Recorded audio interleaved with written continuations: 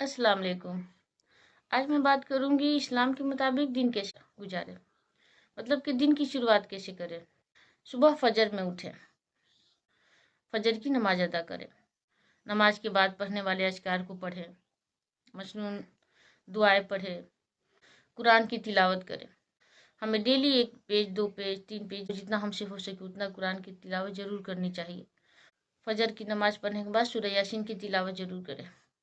और जिसको ज़्यादा नेकियां कमाना है, इशराक की नमाज पढ़े, तो चाश्त की नमाज पढ़े।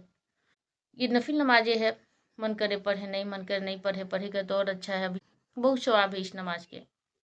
और गिबतखोरी ना करे, झूठ बोलने से परहेज करे, किसी का दिल दुखाने से परहेज करे, किसी की तकलीफ ना दे, किसी के साथ लड़ाई ना करे, गाली गलौज ना करे, किसी से भी गाली गलौज ना करे, और किसी को धोखा ना दे, वादा खिलाफी ना करे, किसी के साथ जुल्म ना करे, किसी के साथ ज्यादती ना करे, किसी से हसद ना करे, किसी की टोह में ना रहे, 5 वक्त की नमाज की पाबंदी करे, टाइम पर नमाज पढ़ा करे, खजू व खशू के साथ नमाज पढ़े, चलते फिरते दुआ जिक्र करते रहे, अल्लाह का तस्बीह पढ़े, सूरज निकलने के टाइम और सूरज डूबने के टाइम अल्लाह का तस्बीह पढ़े, अल्लाह का जिक्र करे।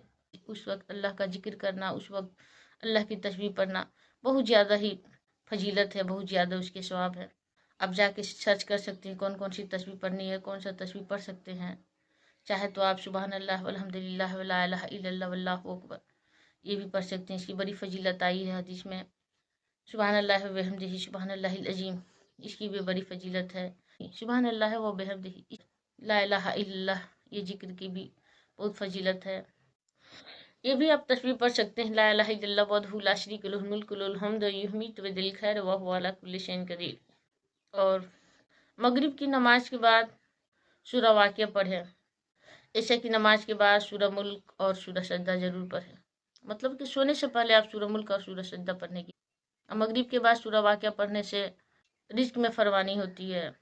और कोशिश करें कि इशा के बाद ज़्यादा गपशप ना करें, ज़्यादा गप्पे ना हाके, ज़्यादा फजूल के कामों में, फजूल के गपशप में ना लगें।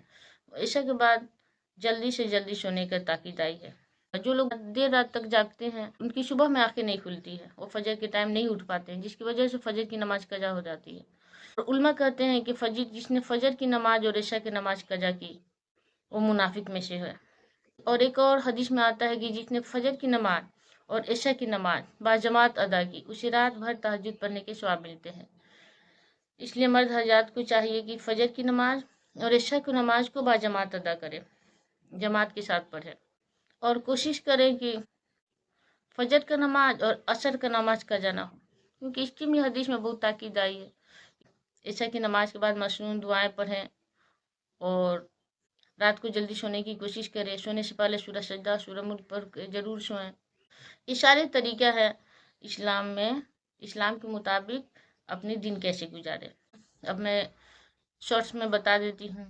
फजर के वक्त उठें, फजर की नमाज अदा करें, नमाज के बाद थोड़ा सा कुरान की तिलावत ज़रूर करें, दुआ मांगें, मसनून दुआएं पढ़ें, दिन भर लोगों के साथ अच्छा सलूक करें, लोगों के साथ अच्छा बिहेवियर रखें, अच्छा अखलाक से पेश आए, किसी की गिबत ना करे, झूठ ना बोले, गद्दारी ना करे, धोखा ना करे, किसी का दिल ना दुखाए नाहक, लड़ाई झगड़ा से बचे, 5 वक्त की नमाज टाइम पे अदा करें, असर के बाद अल्लाह का जिक्र व तस्बीह ज़रूर करें, और मगरिब के बाद सूरह वाक़िया ज़रूर पढ़ें, और इशा की नमाज के बाद सूरह मुल्क और सूरह सज्दा ज़रूर पढ़ें।